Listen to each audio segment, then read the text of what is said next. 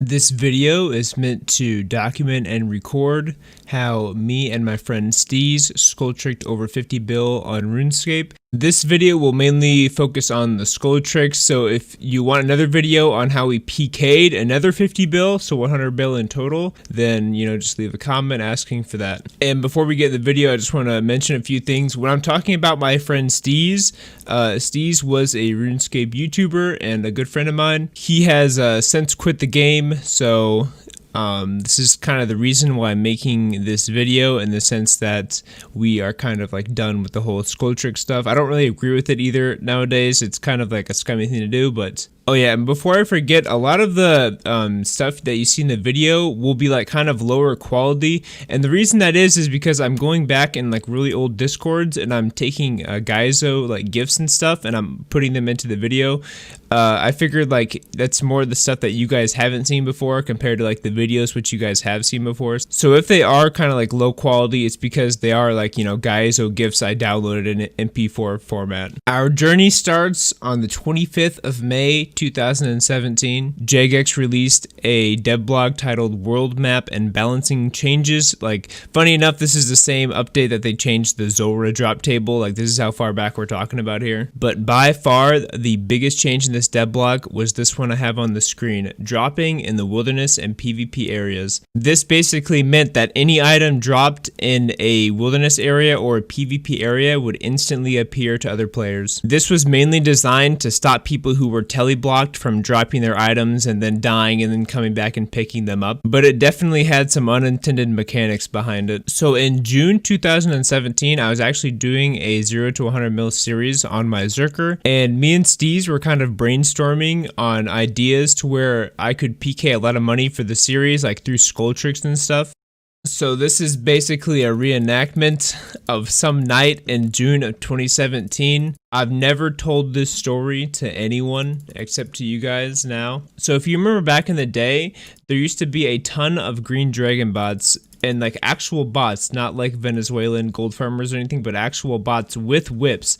I guarantee you, if I hop around right now, I won't find a single bot with a whip. But anyway, we were brainstorming on how to get players to click on a square.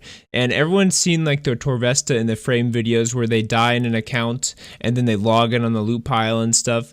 But what if there was a better way? What if there was a way to get someone to click on a square, even if they didn't want to participate in PvP, right? Because a lot of players, when they get attacked, they just instantly run. They don't fight back at all.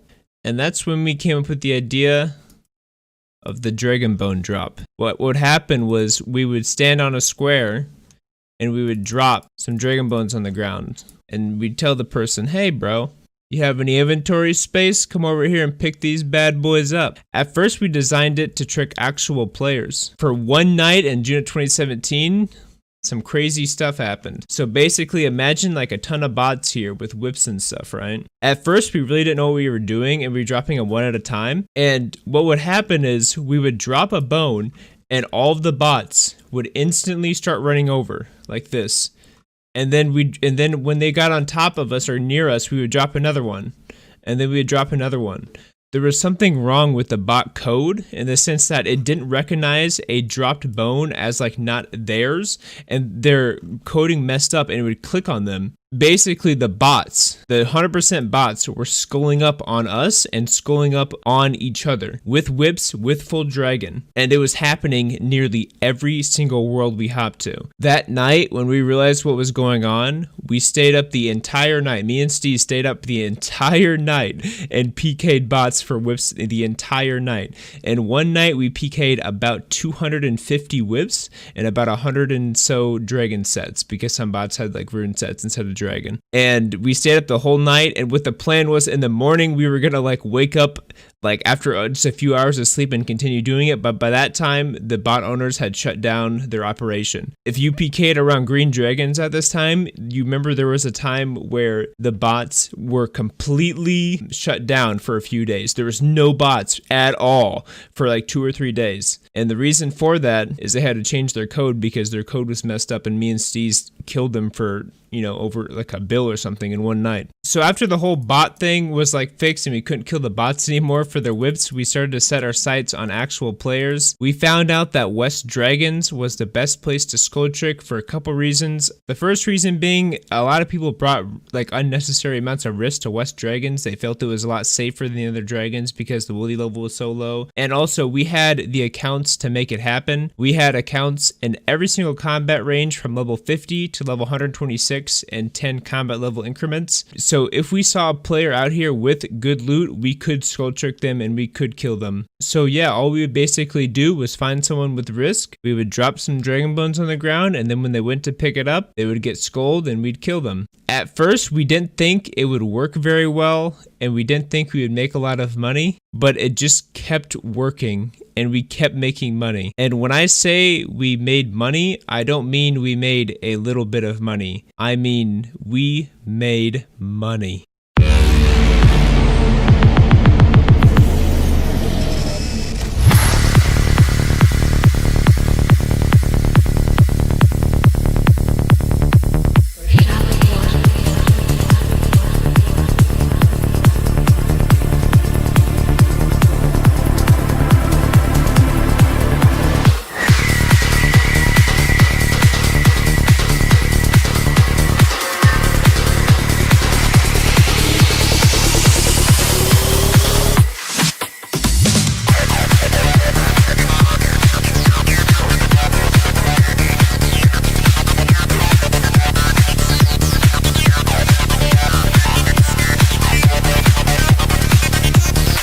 We basically had more money than we knew what to do with. We upgraded all of our accounts into max gear that could possibly be, and we still had money left over. We also had to deal with a lot of really annoying things, like people would run into the dragons right away and we couldn't get a TB on them, or like the underlog would bug out and you'd log on top of players instead of under them, or dealing with mage in general was always a struggle because it doesn't matter if you're in max gear, you're still gonna splash. Also, there's this weird TB bug where if you log in and try to TB someone really quickly, it doesn't go off right away. I'm not really sure what that's about. We always gotta laugh at like the Reddit posts where it like kind of framed the PKers as like these mindless brainlets who are so stupid they can't do anything. Guys, if you've seen even 0.5% of what I've seen in the wilderness of what these PVMers do, you would be surprised these dudes get dressed in the morning. I'm not even joking. These dudes are possibly the dumbest people on the entire planet. I mean, right in that clip, we literally said helpo to the guy and he bolted and skulled up. I mean, God bless, man. We also experimented with other Skulltricks. We had about 15 or so Skulltricks, up our sleeves in case one didn't happen or the other when something happened, obviously. And another one of our favorites was to set up like a mock fight between two players. And then basically when one, killed the other one, in quotes, we would leave loot on the ground and then the person would inevitably go over and try to loot the loot pile thinking that it was an actual fight, and then we'd log underneath them and they'd skull up. This is how well this Skulltrick worked. Look at the bottom left of your screen. I Skulltricked that guy for like a whip and like a fury or something. And then I literally Skulltricked the guy in the same world who watched me Skulltrick his friend or whoever the heck it was and skulled up as well. Like, what the hell, man? And yeah, there really isn't much more to it. If you want to use this Skulltrick, go for it. Knock yourself out. It's a lot of fun. Oh yeah, and I want to mention, you probably like wondering like, what, Amenity, couldn't you do this before the drop update? Yes, but the drop update made it about 100 times easier to do because you didn't have to wait the full minute for the loot to actually appear. Like a minute when it comes to Skulltricking is like a lifetime because anything could happen, from another PKer logging in to the person just like getting done with them killing the dragons and leaving. The fact that the items appeared instantly made it 100 times easier and that 100 times more effective than just having to drop the items and wait a full minute for them to appear. Steez and I are probably the people who did it the most, but I want to give a shout out to the other people who participated. I want to give a shout out to Oversteer, give a shout out to Matt, give a shout out to Platinum, and I know I'm missing some people, but yeah, we had a really good time, as friends. We made absolute bank. But yeah, I know this is kind of rich coming from me, but I don't really agree with the whole like concept of Skulltricking, because looking back, I definitely 100% made a lot of people quit the game after I Skulltricked them. It's definitely not like healthy for the game or anything.